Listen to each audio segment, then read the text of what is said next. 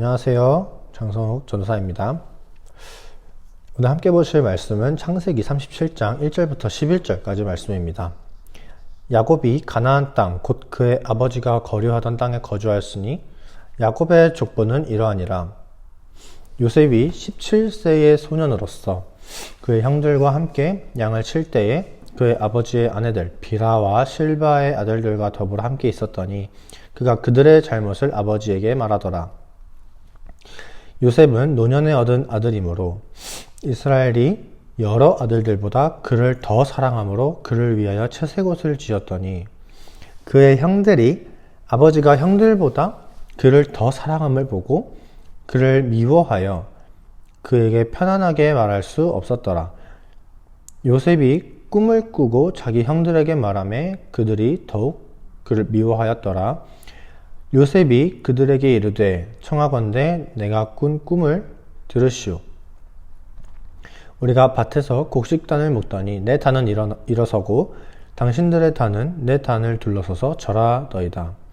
그의 형들이 그에게 이르되 네가 참으로 우리의 왕이 되겠느냐, 참으로 우리를 다스리게 되겠느냐 하고 그의 꿈과 그의 말로 말미암아 그를 더욱 미워하더니 요셉이 다시 꿈을 꾸고 그의 형들에게 말하여 이르되 내가 또 꿈을 꾼즉 해와 달과 11별이 내게 절하더이다 하니라.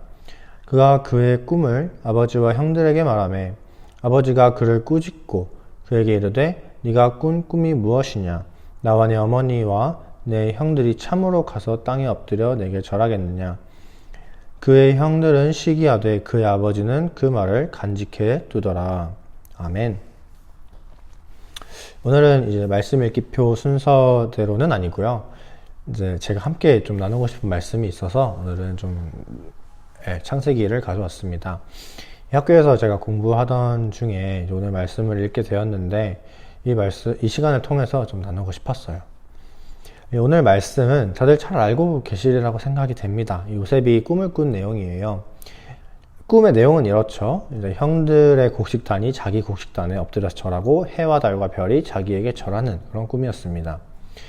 당시 이제 고대 근동에서 꿈이라 함은 이제 신적인 어떤 뭐라고 할까요? 신적인 계시라고 할까요? 신적인 어떤 메시지? 그런 식으로 이제 받아들여졌습니다. 그래서 자기가 꿈을 꾼 것을 해몽하면서 이제 미래를 예언하기도 하고 자기의 미래를 점치기도 하고 그랬습니다. 신이 나에게 주는 어떤 하나의 메시지라고 이해를 하시면 될 것 같아요.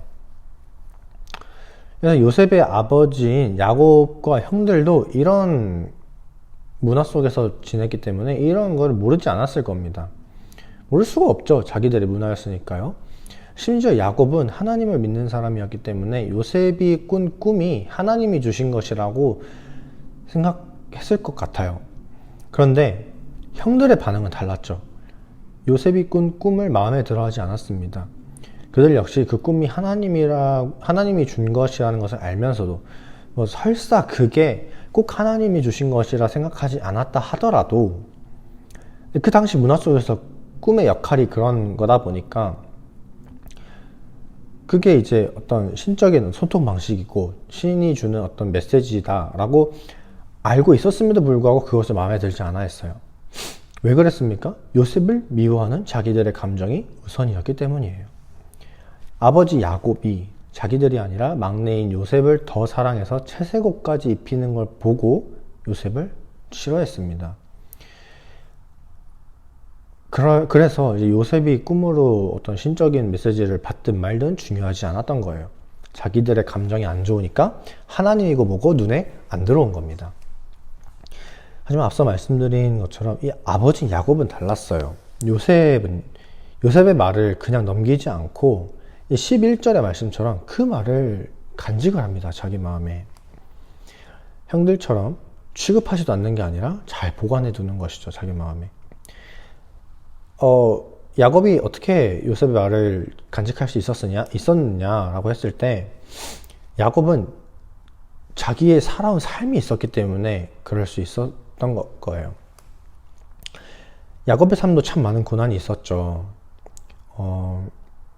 그 아버지 이삭을 통해서 이삭에게 이제 거짓말을 하고 또 형 에서를 속이고 장자권을 받아서, 근데 장자권을 거짓말해서 사기를 쳐가지고 자기가 장자권을 뺏어왔으니까 에서한테, 자기 형 에서한테 죽임 당할까봐 막 도망다니고, 외삼촌 집에 가가지고 오랜 세월 동안 정말 집안일을 하고, 또 그 이후에 하나님과 그 야복강에서 하나님의 사자와 정말 만나서 정말 씨름을 하고 결국 다리를 절게 되고, 그 야곱의 삶도 정말 녹록지 않았습니다.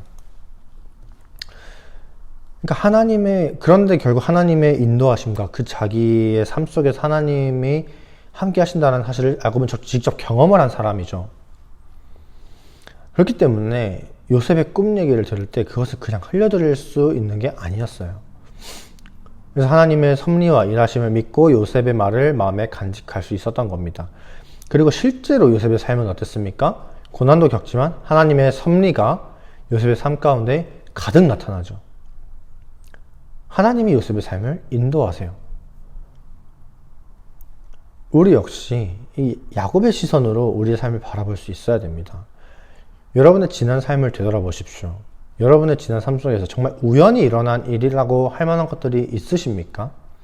어려움과 고난이 있었을지라도 그 시간을 지나오는 동안 여러분의 힘으로만 그 어려움들을 다 헤쳐나오셨습니까? 아마 난 내 인생을 오직 나의 힘으로만 이루어왔다라고 말할 수 있는 사람은 아마 없을 겁니다. 그래서 기독교인으로서 이런 고백들을 많이 하죠. 되돌아보니 다 하나님의 은혜였다 라는 이런 고백 정말 많이 하지 않습니까? 여러분의 삶은 하나님이 인도하세요. 앞으로도 동일합니다. 그렇기 때문에 여전히 나의 삶에서 나와 함께 하시는 그 하나님의 인도하심을, 일하심을 믿고 의지하면서 오늘도 하루를 지내시기를 바랍니다. 그래서 함께 기도하셨으면 좋겠는 것은 하나님의 섭리와 내 삶을 인도하신다는 사실을 의심하지 않는 것입니다. 비록 이해할 수 없을 때가 많지만 하나님의 이끄심을 의심하지 않도록, 그리고 두 번째로는 하나님의 이끄심에 순종할 수 있도록, 이 두 가지 가지고 함께 기도하겠습니다. 사랑이 많으신 하나님 아버지, 오늘 요셉을 통하여서, 그리고 아버지 야곱과 그 형들을 통하여서 우리가 야곱의 시선으로 우리의 삶을 바라봐야 한다는 것을 배웠습니다.